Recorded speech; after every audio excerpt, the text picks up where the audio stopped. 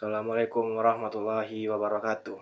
Baik, perkenalkan, saya Muhammad Kevin, NIM saya 17042216. Baiklah, di sini saya akan presentasikan tugas saya yang tentang administrasi pegawaian. Baik, slide pertama tentang roadmap reformasi birokrasi. Yang pertama, reformasi birokrasi merupakan sebuah kebutuhan yang perlu dipenuhi dalam rangka memastikan terciptanya perbaikan tata kelola pemerintahan. Nah, yang kedua, kualitas tata kelola pemerintahan akan sangat mempengaruhi pelaksanaan program-program pembangunan nasional. Yang ketiga, tata kelola pemerintahan yang baik adalah persyarat utama pembangunan nasional. Yang keempat, semakin baik tata kelola pemerintahan suatu negara, semakin cepat pula peraturan roda pembangunan nasional. Nah, dalam rangka memastikan pengelolaan reformasi birokrasi yang efektif, pemerintah perlu untuk menetapkan perencanaan tata kelola reformasi birokrasi dalam sebuah dokumen perencanaan yang dapat dipahami dan dilaksanakan oleh seluruh pihak dan stakeholder yang berkepentingan. Nah, yang kedua, roadmap reformasi birokrasi 2020-2024 merupakan bentuk operasionalisasi Grand Design Reformasi Birokrasi dan Rencana Rinci Reformasi Birokrasi selama 5 tahun, yaitu tahun 2020 sampai 2024. Ketiga, kementerian lembaga yang disebut dalam roadmap reformasi birokrasi untuk menetapkan dan menjalankan program pada level makro dan meso. Keempat, seluruh kementerian atau lembaga dan pemerintahan daerah untuk menyusun roadmap reformasi birokrasi di internal instansi serta menjalankan program mikro. Nah, yang pertama, poin A.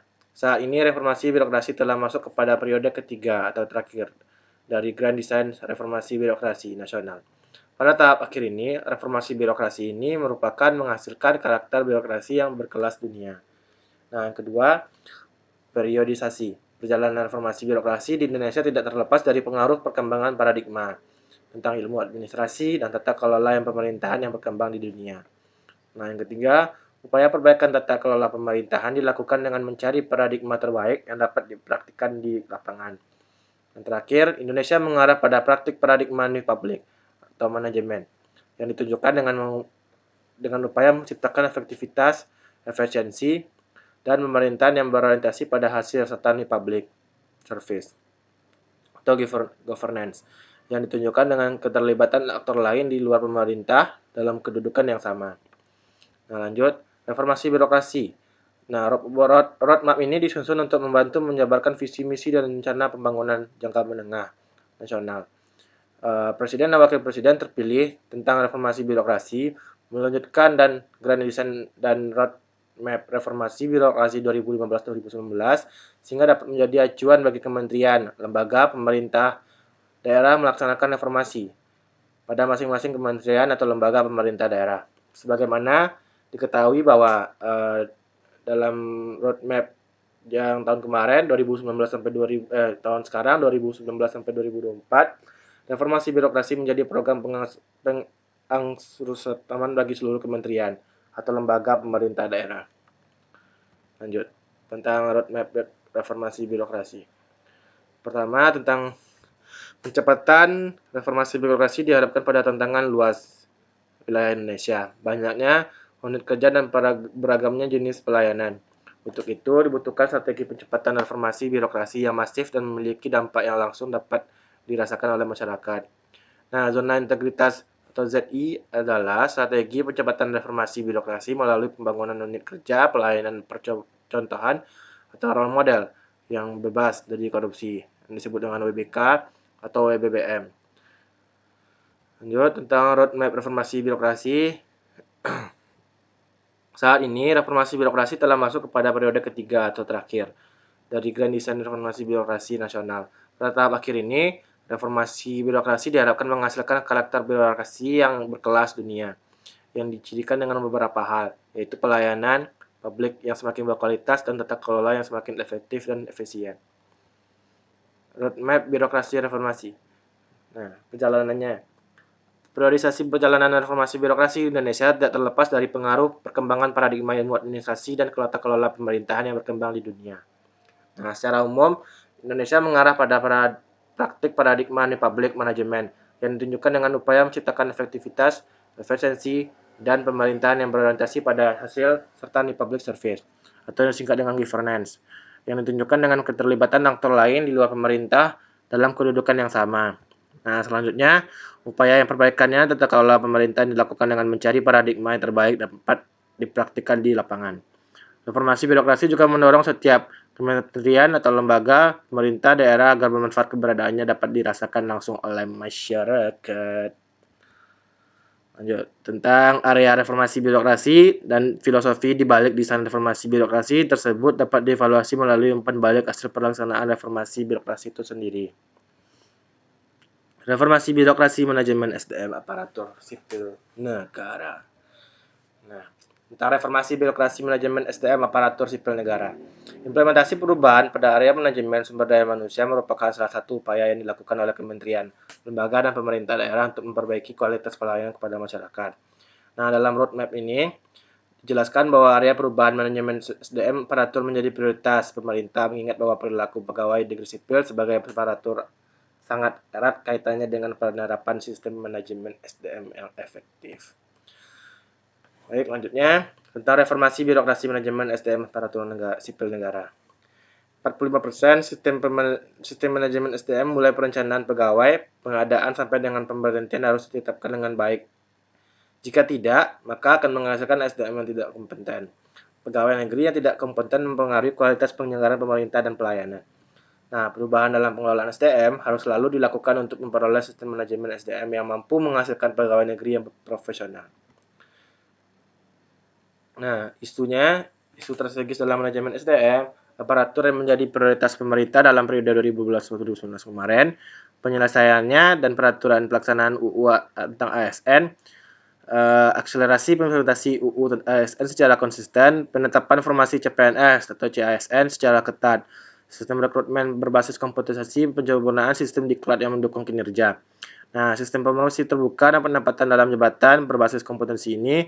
Nah, sistem ini berbasis kinerja, penguatan reward atau punishment secara fair, penguatan budaya integritas budaya, kinerja dan budaya yang melayani.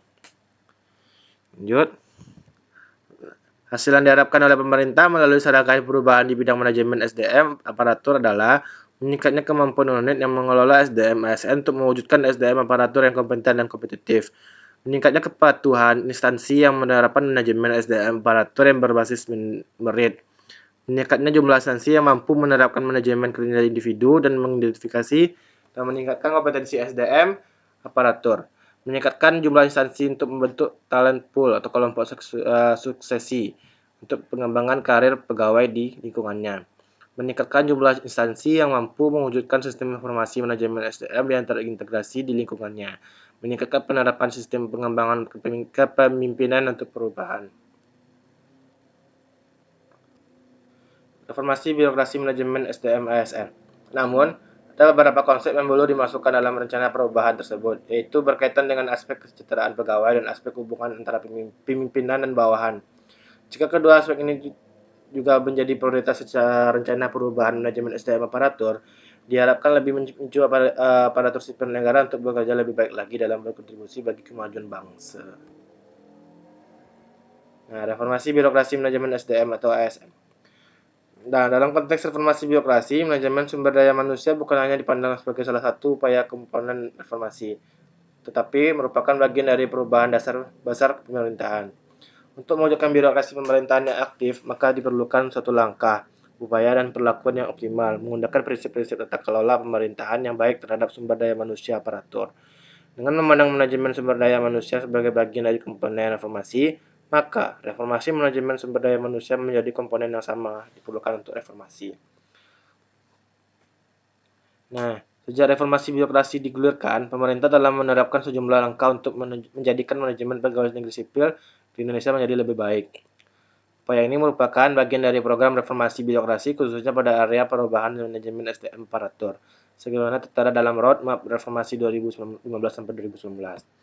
Nah, manajemen SDM aparatur ditetapkan secara transparan, kompetitif, dan berbasis merit yang mewujudkan aparatur sipil negara yang profesional dan bermartabat. Pengelolaan sumber daya manusia yang efektif secara berpengaruh sangat berpengaruh pada pencapaian tujuan organisasi. Reformasi birokrasi manajemen SDM ASN. Perekrutan SDM berkaitan dengan cara proses memperoleh sumber daya manusia dengan keahlian dan keterampilan sesuai kebutuhan organisasi. Sumber daya manusia ini juga diperoleh dari lingkungan eksternal organisasi. Setelah pegawai direkrut dan dikembangkan kompetensinya, maka perlu dilakukan penempatan sesuai dengan kebutuhan organisasi.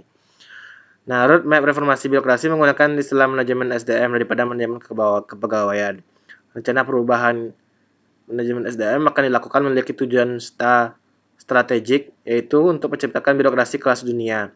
Nah, artinya di sini yaitu para pegawai negeri sipil yang bekerja di dalamnya mampu bekerja sesuai dengan harapan organisasi dan tuntunan masyarakat yang dilayani. Reformasi birokrasi pada area perubahan manajemen SDM bertujuan untuk menciptakan birokrasi yang efektif dan efisien. Penerapan manajemen sumber daya manusia yang lebih baik diharapkan dapat menciptakan aparatur sipil negara yang profesional dan bermartabat. Nah, jika melihat dari surat Red Roadmap Reformasi Birokrasi pada area manajemen SDM aparatur, faktor-faktor yang mempengaruhi manajemen sumber daya tidak secara rinci dijelaskan. Hanya dapat menjabarkan langkah-langkah yang akan dilakukan dalam melakukan perubahan. Namun, perubahan tersebut tidak menjelaskan bagaimana yang dilakukan masing-masing instansi pemerintah. Setiap instansi pemerintah memiliki jumlah, komposisi, dan harapan pegawai yang berbeda satu sama lain. Nah, ruang lingkup manajemen SDM cukup luas karena meliputi kelengkapan sistem yang menarik, mengembangkan memotivasi, dan menjaga efektivitas fungsi pengelolaan manusia. Jika melihat daripada rencana perubahan pada area manajemen SDM, aparatur pemerintah memprioritaskan pada aspek kepegawaian saja, sedangkan hal-hal yang lain berkaitan dengan kesejahteraan pegawai dan hubungan industri belum menjadi bagian manajemen SDM aparatur yang direncanakan untuk diubah. Baiklah, sekian dari saya. Ya maaf, wabillahi taufiq wal hidayah. Assalamualaikum warahmatullahi wabarakatuh.